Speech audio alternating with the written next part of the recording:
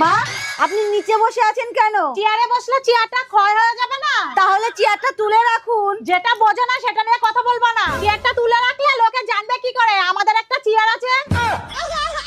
মা, আমার জুতোটা না ছিঁড়ে গেছে। ছিঁড়ে গেছে মানে? মাত্র 7 মাস আগে গোবিন্দ মন্দির থেকে এনে দিলাম। পুরনো জুতো আর কয়দিন যাবে? ঠিক আছে দেখছি। আবার ওই পুরনো জুতো? মানেটা কি? পরবা তো সেই পায়ে, নতুন কিনে পয়সা নষ্ট করে লাভ কি? হ্যালো।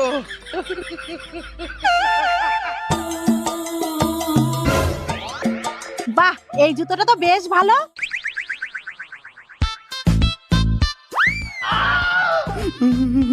কি হরে? ছি, সসুর।